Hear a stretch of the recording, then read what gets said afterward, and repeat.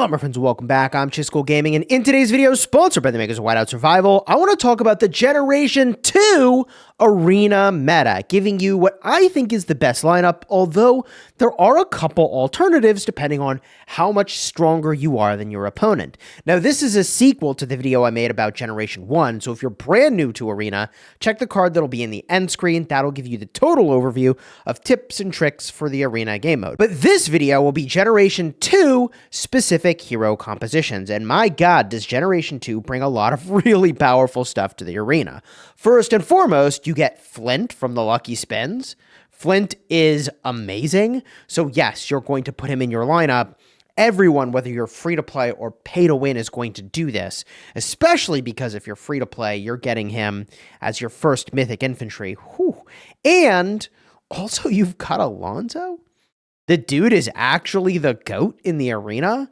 He is insane. Absolutely life-changing. So let's talk about the pay-to-win lineup. Then we'll talk about the free-to-play lineup. Use the timestamps to jump to whichever part you'd like, all right? So if I go to Exploration, which is a perfect place to test anything you want to do in the Arena, here is what I was using going into Generation 2, before I knew kind of how it would impact my roster. What I had in Gen 1 was essentially a triple infantry setup. This is what I think the best would have been. Technically, I wasn't exactly using this, but whatever. We get our Molly in this lineup, and I believe I was also using at the time Zen Man. So going from Gen 1 to Gen 2, I had something kind of like this, all right? Triple infantry is incredibly powerful. Geronimo in the back to protect him, to do lots of DPS. This, I think, was the meta lineup. Now, when you go into Gen 2 as a pay-to-win player, the first thing you're going to do is you're going to remove the Sergei and replace with a Flint. Okay, and it doesn't exactly matter where you put them. When you're attacking, you're going to try to line up Molly's stun against their Geronimo. I'm not sure where I'd put it on my own side. You could have the Molly in front. I think that's how I ran it. Defensively, Molly in front of Geronimo, or you could have the Flint in front of the Geronimo, all right? Both of those work out fine, and you are going to be ecstatic to kick Zinman out of here, man. Just get rid of him and put the Alonso in, all right? This is, in my opinion, the best pay-to-win Gen 2 roster right here. Now, the thing is that you may be wondering, Chisco, what about Philly? Philly's a healer. Isn't Philly awesome? Yes, Philly is awesome if you already overpower your opponent. It's like a win more situation. What Philly does is heals, okay? And healing is amazing if you have heroes to heal. You only have heroes to heal if you have lots of hero gear. You have lots of hero gear if you're probably pay to win and beating your opponents already in stats. It doesn't matter if you did this lineup or the Philly lineup, you're probably going to win, okay? But if you were using Philly, I would keep the Geronimo. I would get rid of Molly, and I would go and I would put Philly in the back kind of like this, all right? Now, you could put Philly in the front.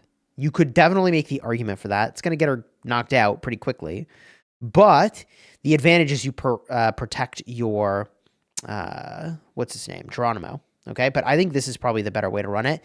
Now, again, if you do something like this, you have such a power advantage over your opponent. You're probably winning anyways, and I can speak from personal experience. I did this. I thought this is what I was going to do, and I was very disappointed because it turns out that the infantry setup was way better than trying to bring Philly in instead.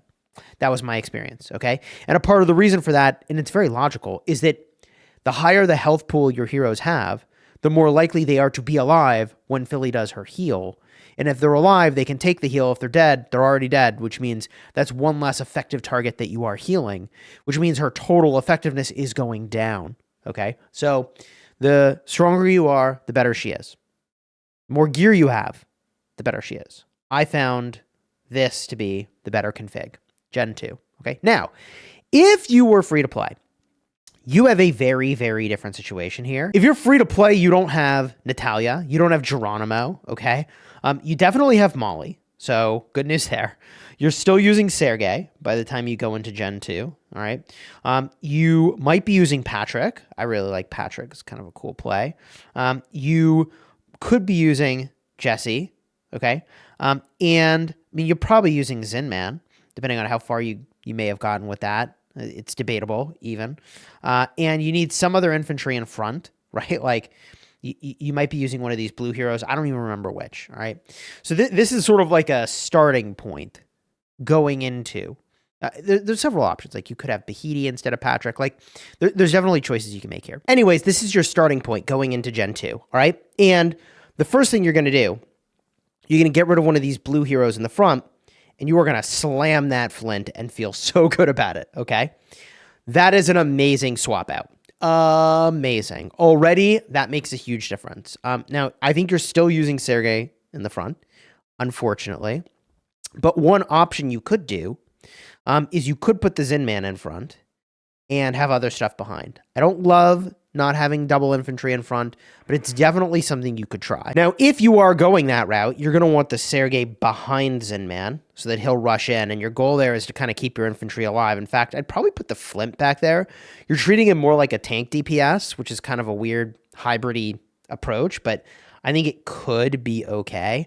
And then from there, if you can spend the gems to get the unlock on Alonso, and you've been saving your general mythic shards, to take him to 4 stars, he's very good in the arena. Big AoE damage, big stuns. Is it the best use of your gems? I'm not so sure about that, but it is a thing you could do, and, would certainly improve your arena position. If you're not using him, again, you've got the options here of your Patrick, Jesse, Bahidi. Like, you'll play around to figure out which of those you find does the best, okay? And this weird Xin Man in front trick is something that I did in Gen 1, which, it's not as good as the triple infantry setup, but you don't have Natalia, you don't have Geronimo. This is like your next best option. I did that when all I had was 2 infantry. I had Natalia. I hadn't worked on the Sergei, so it's so weird because he's like the easiest one to have worked on, but whatever. So I had Natalia and I had Geronimo, and I kept Geronimo kind of protected in the back. And when I talk about protected, what I mean is that when you put someone in front like this, they're going to take the fire. Okay, they're going to take the fire. This hero takes the fire so that your other hero can kind of roll up behind them. I can show you what this is going to look like, but I'm going to get destroyed because these guys aren't geared up. But you can see Xin Man died instantly, and then they sort of switch gears to look at Flint. See? So Flint lasted a lot longer than if I put him in the front. Now, this is a stage I know I can't beat, but I definitely can't beat it without any equipment on. If I retry, I can just show you I'm in Gen 3 now.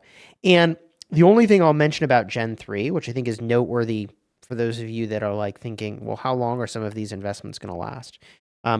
So what I did is something like this, okay?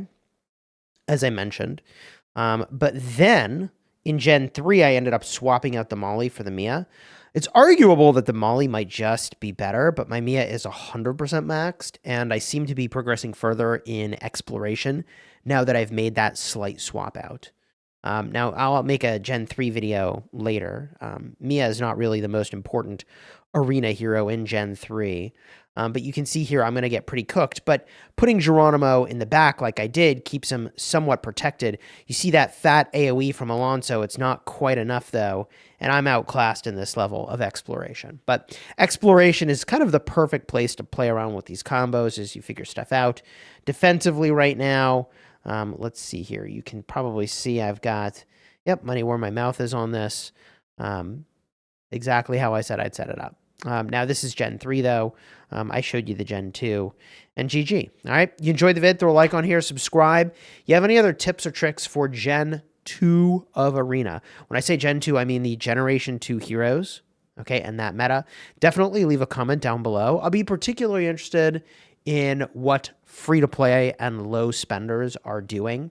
But I think my suggestions there are pretty solid. And if you want to see the Gen 1 video, as I promised, check the card in the end screen. All right? Until next time, you have fun smashing your enemies. Take care, everybody.